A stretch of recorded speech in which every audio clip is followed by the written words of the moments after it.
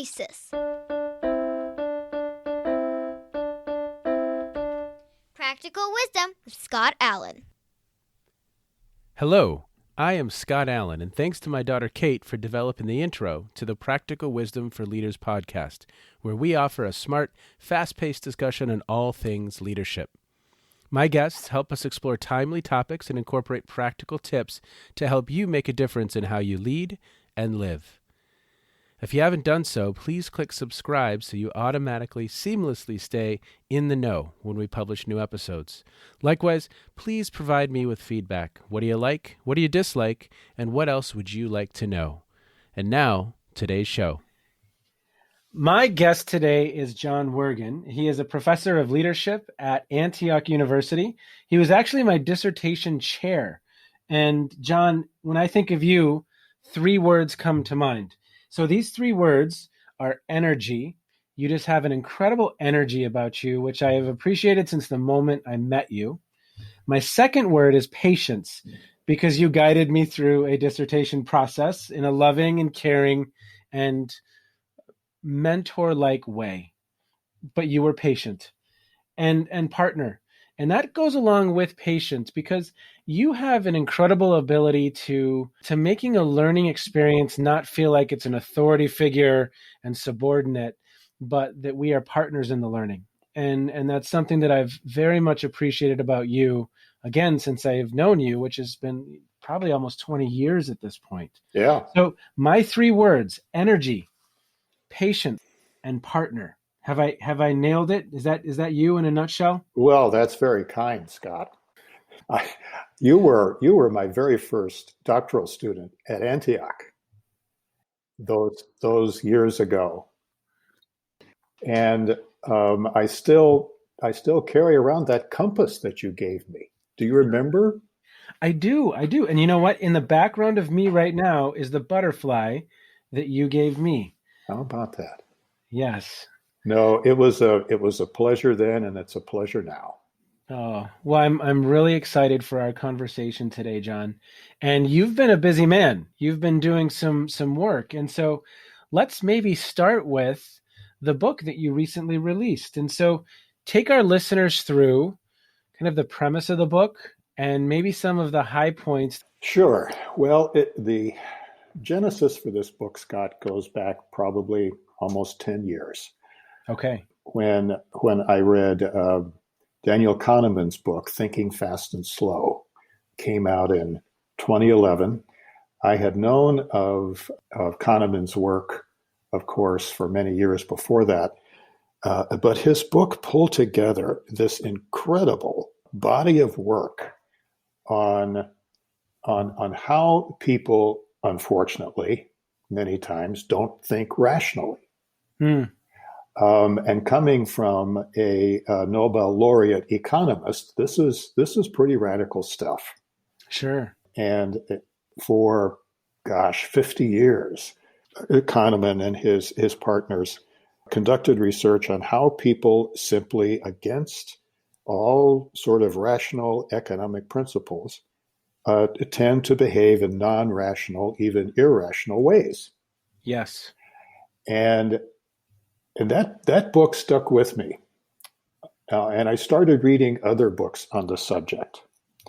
And I was struck by how many of these books painted this sort of dire picture of humans' irrationality, as if there wasn't much we could do about it.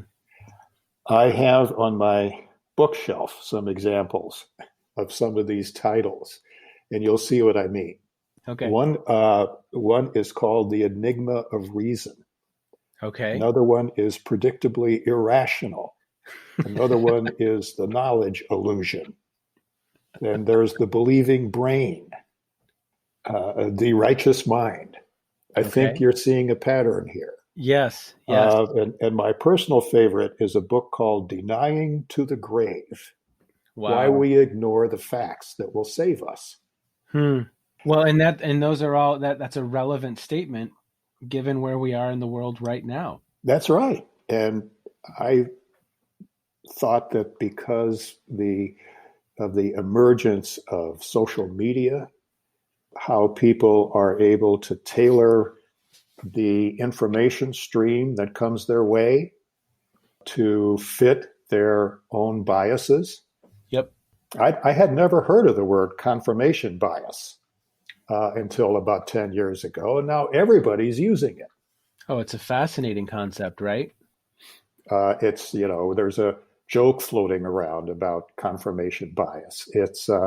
I'd never heard of confirmation bias, and now I see it everywhere. We'll define it really quickly for listeners.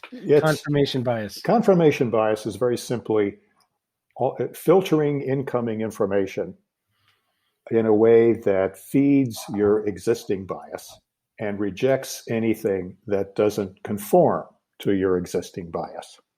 Yes. And so what you see is social media, cable news. It's very easy for people to only pay attention to things that fit within their own mental model framework and keep them in their comfort zone. Yeah, and then that creates their reality, right? That becomes their reality. And so this is what really disturbed me as I thought back to the 2016 election, and all of this, these new words that entered our lexicon, like fake news, yes, and truth decay, and words like that were now part of our popular conversation that had never really been used before. And so I was disturbed by this, but also I thought, it isn't all gloom and doom.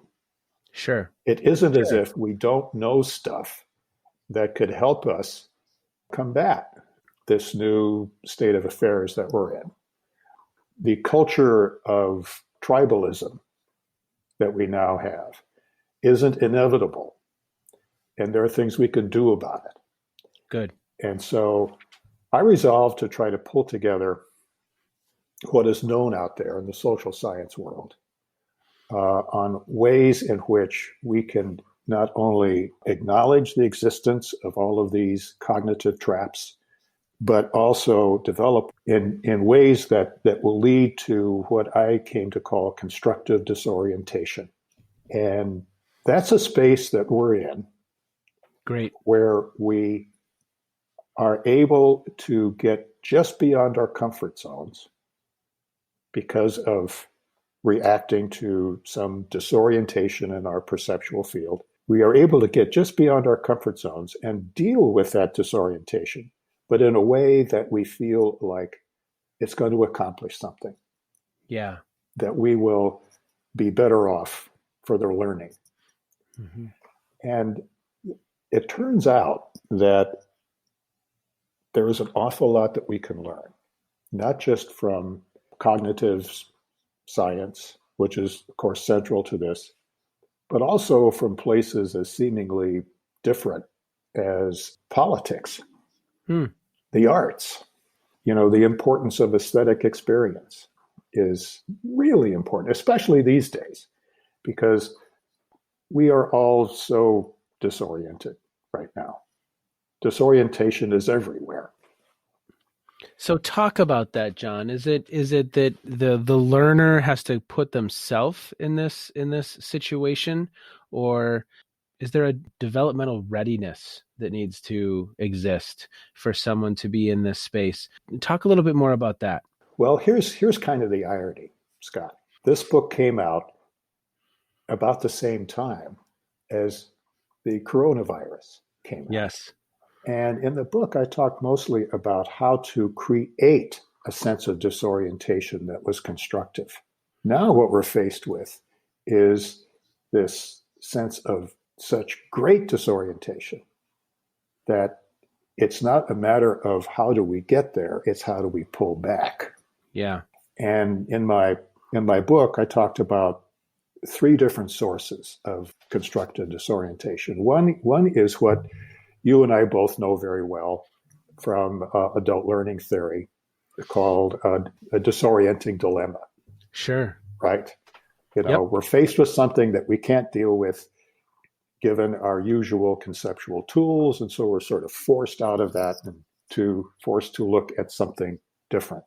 So that's Yes. clearly one source. Another source that I explore in some detail is mindfulness. Okay. And that's the practice of being very much in touch with your body and your sensations and your emotions so that you can spot these little disorientations before they even become conscious. And you can bring them to the surface and deal with them before they become a disorienting dilemma. Okay. Interesting. And then the third source is one that almost nobody talks about, that I think may be a contribution of this book, and that's aesthetic experience. Talk about that. So aesthetic experience. Aesthetic experience. Okay. I'm excited to hear about this. Well, it's something that John Dewey talked about in his book on the arts. He called it the arts as experience. And it's all about the way in which we deal with the perceptions of the world around us in ways that we can't really describe in words. I was looking for examples the other day of art that helps us communicate with each other in ways that words simply can't do. And I saw this example, Scott, of a large mural in Italy that had the outline of the country enveloped in the arms of a person. Oh, wow. And the message was care for our first responders. Now, imagine how different that is to see this image of the country being held Yes. by medical professionals and simply saying, we need to acknowledge the incredible assistance of our health professionals. It's a completely different message, and it gets you in an emotional space that words could never do. Oh, that's beautiful. And so in my book, I talk about artistic expression, aesthetic experience as a way to create a safe space to be disoriented. Like the artist Banksy, who is now famous for the girl with the balloon that got shredded a couple of years ago. Oh, yeah. He's the prankster. But he really made his fame on creating images that were very disorienting in terms of the sort of the zeitgeist, especially in Israel and in the West Bank, where, for example, he would use his girl with the balloon figure and paint it on the wall that separates the West Bank from Palestine, as if this girl is using these balloons to lift up and over that wall. So this is one of the things that I think is really going to be most important for our society as we get through this coronavirus, and we will, and then begin to rebuild our society, is to pay very close attention to the power of aesthetic experience, because that's going to help us get into the kinds of not just creative spaces, but sort of caring spaces where people can begin to think of other ways of dealing with the problems that we face. So, John, as you were speaking, and by all means say, Scott, you are so far off base, this makes no sense. The way memes tend to resonate, at least on the social media platforms, they communicate these strong ideas in just an image and a few words. As you were speaking, I was thinking of memes and just the rise and the popularity of these very, very simplistic, yet at times powerful messages that convey a point in a beautiful way sometimes. Yeah. It's the same way that metaphors work. You use a metaphor which creates a bit of disorientation because you don't really translate them literally, but you see a connection with something else that resonates with you. And that's where I think these memes come from. They work much the same way. Yeah. So one of the one of the messages that I try to convey in this book is that what I call deep learning is all about not just thinking, but also emotion. We can't learn deeply without feeling something. I love it. If we don't feel it, we don't care about it. If we don't care about it, we don't learn deeply. It's just random information that may or may not stick in our brains. It has to be something that we care about and that becomes part of who we are, becomes part of what I call the deep learning mindset, which is the way of being that says, we have to constantly work on examining how we see the world. I love that phrasing. Well, because here's the thing. Our default response is to do just the opposite. We have evolved as humans as well as we have because of our ability to make sense of the world. Sure. To figure things out and to put things into categories, which is what we have to do. Otherwise, we would experience the world as complete chaos all the time. And humans have developed this conceptual ability to create abstractions of the world around us. But the problem is, if that's all we do, and if we stick with those, we are going to miss possibilities to grow, which is also what we have to do. So for those listening that are interested in developing leaders, what are some ways that you think about creating an environment, a learning environment, where deep learning can occur? I would reflect on my time with you, and I have my own potential answers to some of this, which we could explore. But how do you think about that? How do you think about creating an environment, a learning environment, where deep learning can occur, and we can be in this space of disorientation, but it's not so far that I shut down, and it's not so easy that it's, a walk in the park. How do you think about that? Because I felt it. I know that you can do it. Yeah, sure. What are some of your design principles? Well, I'm very impressed with the work of Ron Heifetz. Yes. Of course, early on, we both know his work very, very well. One of the most influential books I've read on leadership was his very first one, on Leadership Without Easy Answers. Yes. Where he puts forward the notion that real leadership is about not finding the right technical solution to a problem, but rather creating space where people can engage in adaptive learning, which he defines as nobody really knows what the answer is. And so what we need to do is to figure it out together. Yes. And this is something that is, again, sort of cuts against the grain of how people think they need to be as leaders. They need to be there with the answer. Yes. Why did we put you in this position if you can't give us the answer? And what Heifetz says so powerfully is that leaders have to resist the temptation to fall into that trap and provide comfort to themselves by providing an answer, even if it's not going to work. Yes.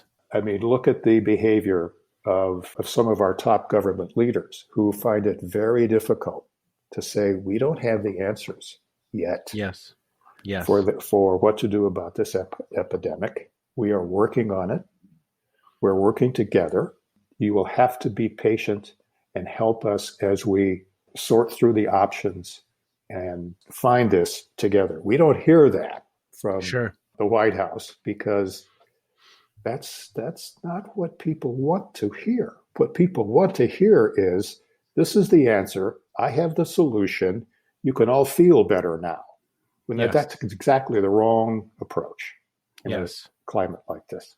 So that's the first thing I would say, Scott, is create a setting where people can engage in this kind of adaptive learning. And what that takes is the several things, I think. One of the most important of which is the freedom to fail.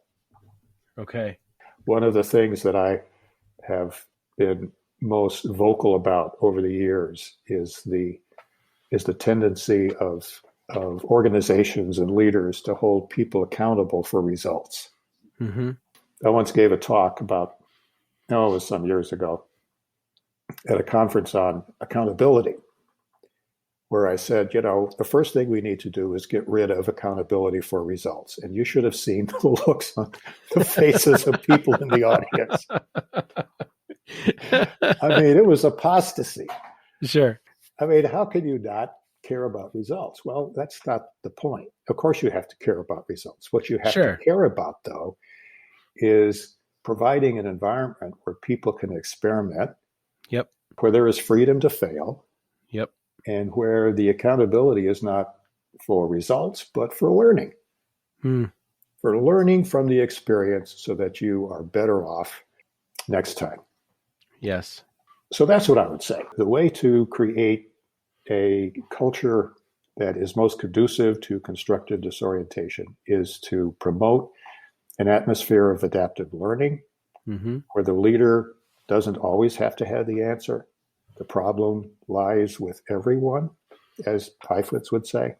And then to listen to pay attention to the research of motivational psychologists who will say that the space that is most optimal for learning is, again, that space where there's an optimal balance between the challenge that people are facing and their sense of support or competence to meet that challenge. So one of the ways to monitor this is to monitor the anxiety level that people are experiencing. So if the anxiety level is too high, as we know, people aren't going to want to learn. They're going to shut down, they're going to hunker down, or they're going to escape, or they're going to say, I just can't deal with this right now. So it's all about monitoring that anxiety level as best you can. So that you can begin to find that sweet spot, again, where humans' natural curiosity about the world and how they might be efficacious in that world comes alive. Yeah. And so as an educator, John, and you're looking for this space. On each individual, it's a different space. Yes. How do you think about that when you're working with young men and women and developing their skills? Is it just a tacit knowledge at this point that you're looking for these indicators of the terminology you're using? Constructive disorientation. What are your indicators for constructive disorientation? Probably the most important skill that people need to learn to be able to help others get to that space, I think, is to master the skill of empathy. You can't assume that everybody is going to react in the same way to some kind of potentially disorienting stimulus, right? Sure. And so the only way that you can find this out is to listen. Engage in active listening. Imagine yourself in some other person's space. And the point I try to make is you don't have to agree with where they're coming from. You don't have to agree with the values that are underlying their attitudes about whatever the situation may be. That's not what it's about. It's about trying to discern where other people are coming from, the sources of tension that make them anxious, to listen carefully, to provide a setting where you can develop trust and social capital. The more social capital exists, the greater the bandwidth you have, right? Yes. For taking chances and experimenting and engaging in what I call reasonable risk-taking. But that's not going to happen without a sense of trust, among the people who are participating in this. So that's what I would say. It's about developing not just the skill to empathize, but a disposition to be empathic. And that's different. Let me suggest one thing. As Sure. I reflect on my own learning in the program, something that stands out for me is that the space that was created helped me place my passion at the center, which then was a fuel for my learning. I came in and I was passionate about leader development and what people thought about leader development and how do we better develop leaders. And I tapped into a fuel that boy, I rode that fuel for 4 years. You did. It powered me. You And did. so, at least for me to get to that deep learning place, there was a fuel for the content. And I think so from a structural standpoint, the structure of the program helped me identify and tap into a passion. And then I was turned on. I'm literally designing a class for the summer right now. And as I'm speaking with you, thinking, how do I create that environment for 40 people online and create a space where that can occur? Yeah, exactly. How can you present them with a learning challenge Yes. that will ignite that energy Yes. without pushing them over the edge? That's the art of it. To me, I've been teaching for a long, long time, and Like 10 years now, right? oh yeah, has it been that long? Yeah, I think it was 2010. Oh, my goodness, geez, it seems like 50,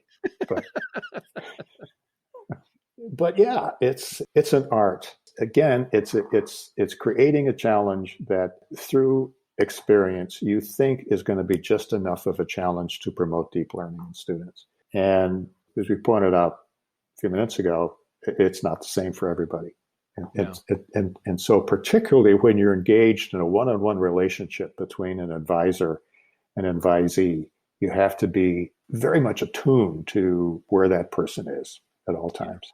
And I know, I don't want to unearth dirty laundry here, Scott, but you had some challenges yourself the first couple of years of the program. I did. Would you remember what those were? I had a number of challenges, and whether that was the terminology or not understanding the language or just my own, the worldview I walked in with, as opposed to the worldview of others and their lived experiences, it was such a transformational learning experience. Yeah. It was incredible. Yeah. But Can you imagine pursuing this energy and this passion that you brought into the program with you by yourself? no, I needed guidance and I needed mentorship, and you needed to be pushed. You needed to be challenged by not just the faculty, but by other students in the program.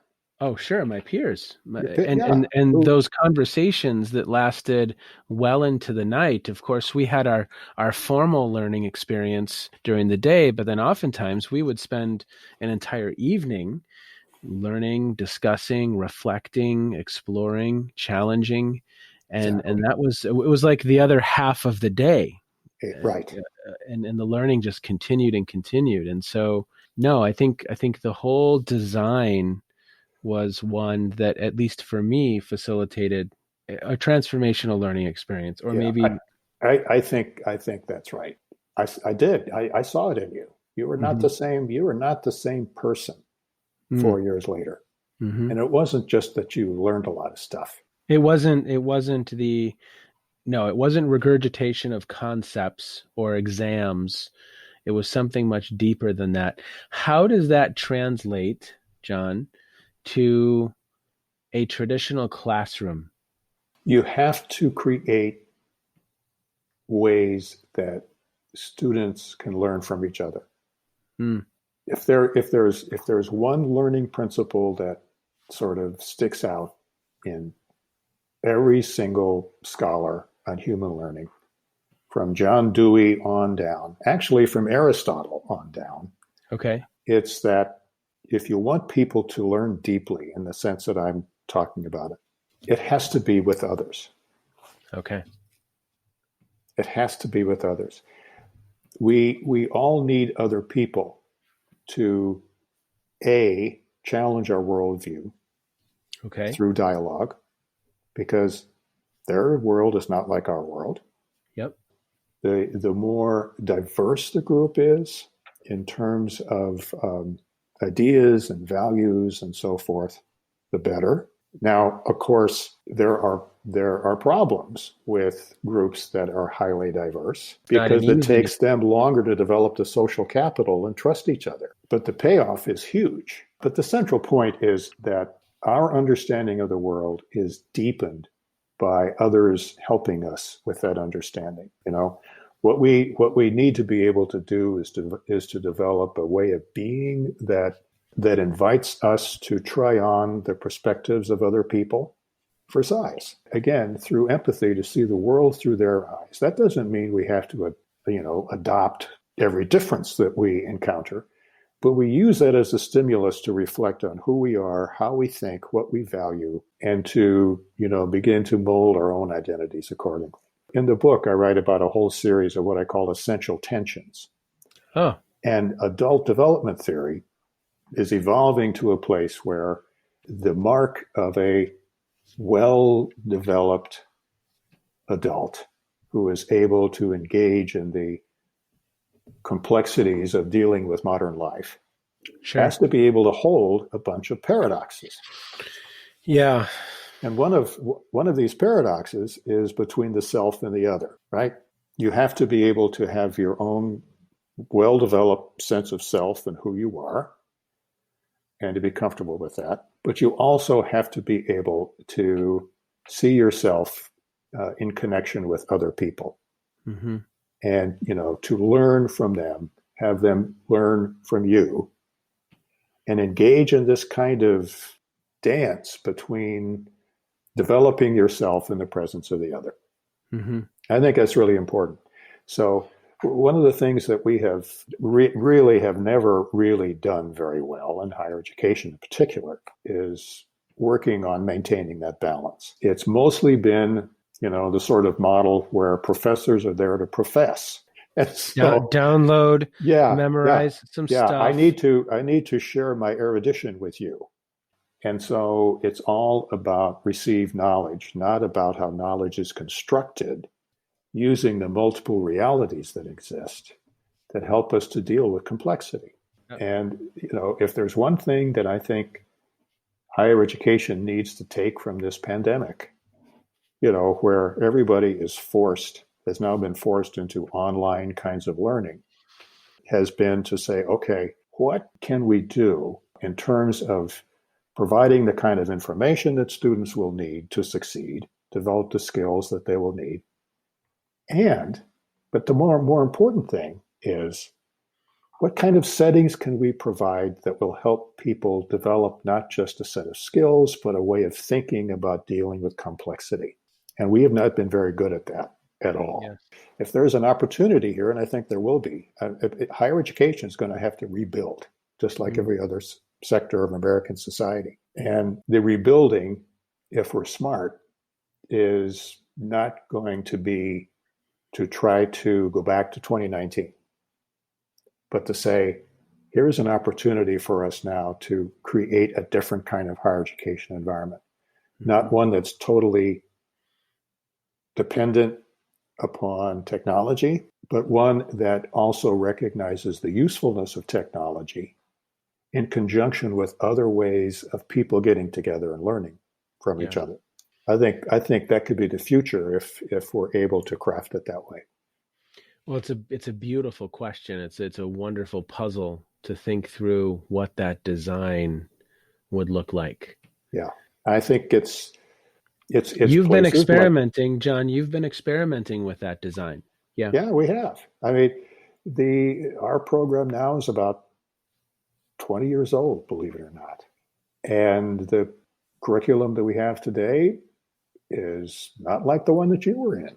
Sure. A lot of the things that have remained the same, but we have tried to behave in ways that I've talked about, which is to experiment, to learn from that experience, to build it in, to pay very close attention to what our students are experiencing, what we're experiencing, and to try to evolve our program accordingly. So for me, John, as I hear you speak, I experience higher education at times as not a continual process that's paying close attention to what's happening in the system, close and an empathetic or empathic viewpoint or mindset. And I experienced higher education as very different from that. And I think you're right. I think there's an opportunity for us to shift some of the narratives, some of the norms, some of the way of being that higher education is, Because ultimately, I think that's what's going to differentiate the learning experience for students. Oh, yeah, I can get an online course anywhere right now. sure. Can I get a transformational learning experience? That's a different story. It's a different I story. To your point, I think it's an adaptive challenge. I don't think anyone has that answer. And so it's that process of experimenting, challenging, supporting, walking with the learner versus the old, I'm going to profess and stand at the front of the room and you regurgitate this content. That's a dime a dozen. Yeah. And how do we evolve and develop something new and different? That for me, it's a beautiful puzzle. Well, and what makes it such a wonderful puzzle for our field, Scott, is that leadership programs are, by definition, highly interdisciplinary.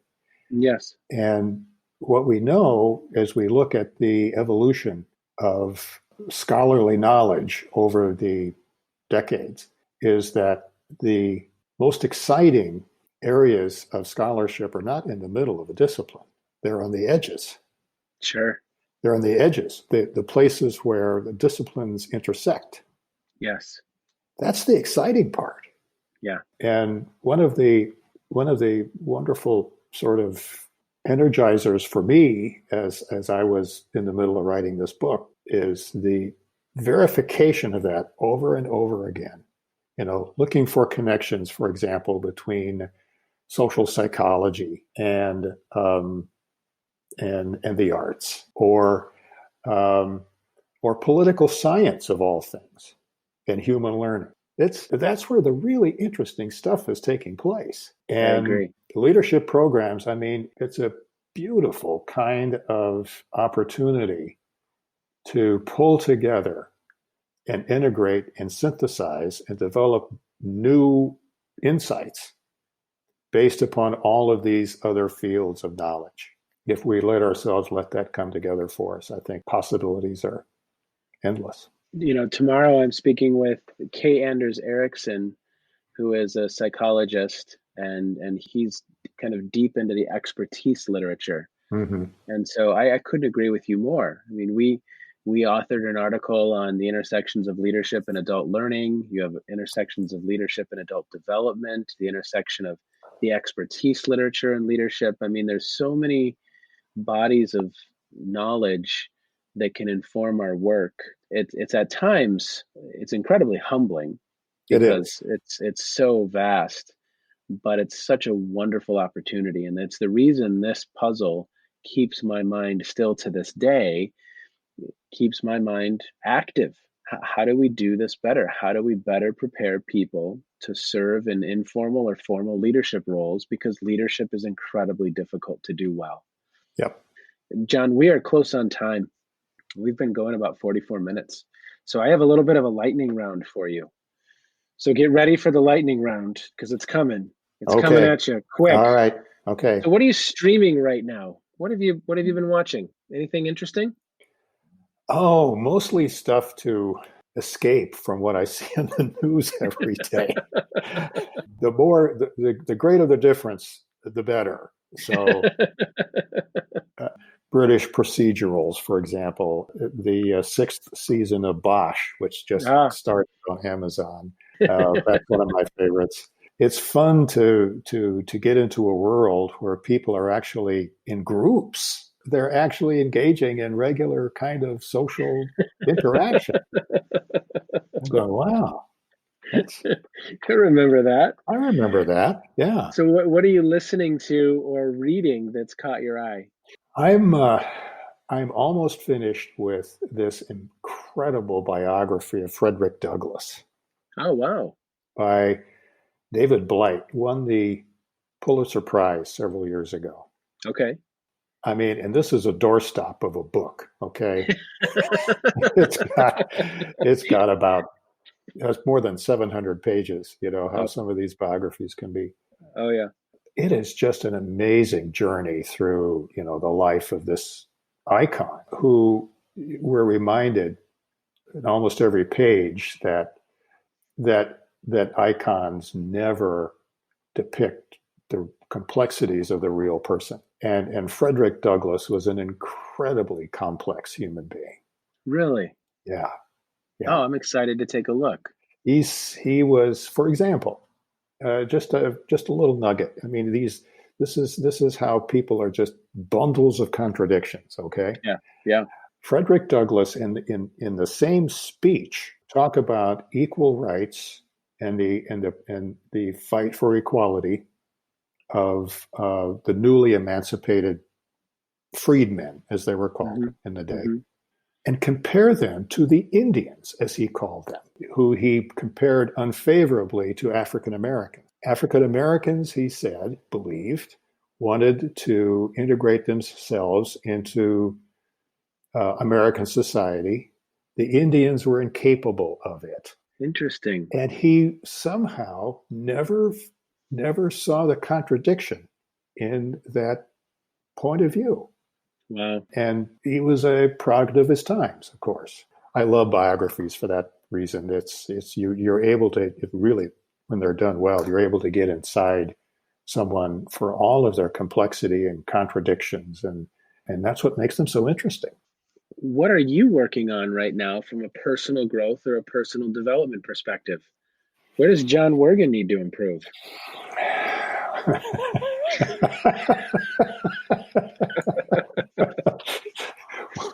Well, I'm Speed round, so go quick.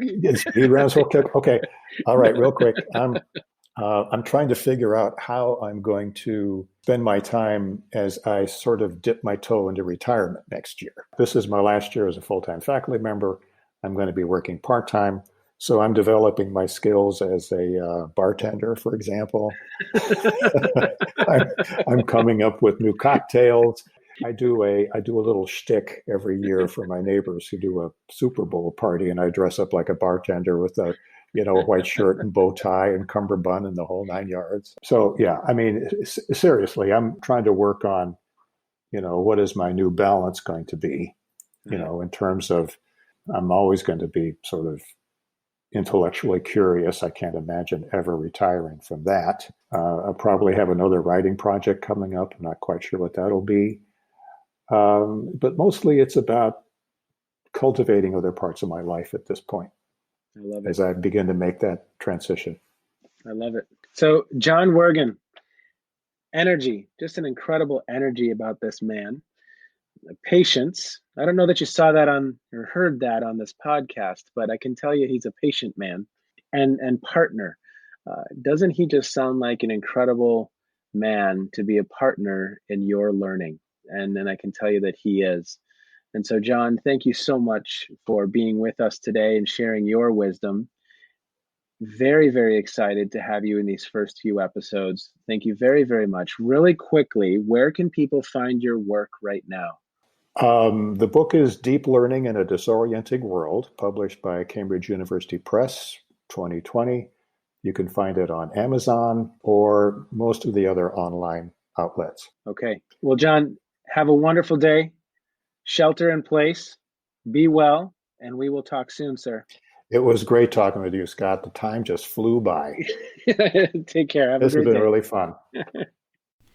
I mentioned to John while we were recording that I was literally designing a class for this summer as we were speaking. And I think it's a wonderful opportunity to do a little bit of experimentation, especially around this notion of constructive disorientation, kind of that sweet spot where people feel challenged outside of their comfort zones, but they also feel supported by the educator. And John discussed 3 elements that can kind of create this place of constructive disorientation. We discussed disorienting dilemmas, mindfulness, really paying attention to our body, our sensations, our emotions, and then this notion of aesthetic experience, which was kind of fascinating. We also discussed having a deep learning mindset. John suggests that this is a way of being, and he suggested that we can't learn deeply without feeling something. So again, for educators listening, how do we create an environment where people are feeling something? Now, I really wanted to explore this notion of deep learning in the environmental context, the educational context. And John had some really, really important things to say about this. So he emphasized that empathy is critical when it comes to doing this work on the educator's part. The educator's paying very close attention to the anxiety level of the people with whom they're working. He also discussed that an important ingredient is that you're learning with others. And if it can be a diverse group of learners, that's a strength. It can take some time to build social capital, but a diverse group of learners brings different perspectives and takes on different conversations, which can be of great value. And he also discussed the need of what's called perspective taking, really working to take on the perspective of others and trying it on for size. He said you don't have to agree with it long term, but can we bake in that experience of perspective taking for learners? And I really loved when he spoke about his own thinking around designing learning experiences. He said that we're running experiments, we're learning from those experiences, paying close attention to the students' experiences, our experience as educators, and then, of course, evolving the program accordingly. So as I continue to design for summer, these are some things that I'm going to keep in mind. You have been listening to the Practical Wisdom for Leaders podcast. If you liked what you heard, please share it with others and let them know what we're up to. And one last quick reminder to click subscribe so you know when we publish new episodes. And of course, we'd love to hear your feedback. You can stay in touch with me by visiting www.scottjallen.net or any number of social media platforms. Be well, be safe, and make a difference wherever you are on this beautiful planet. And now, here's Kate's twin sister, Emily, with the outro.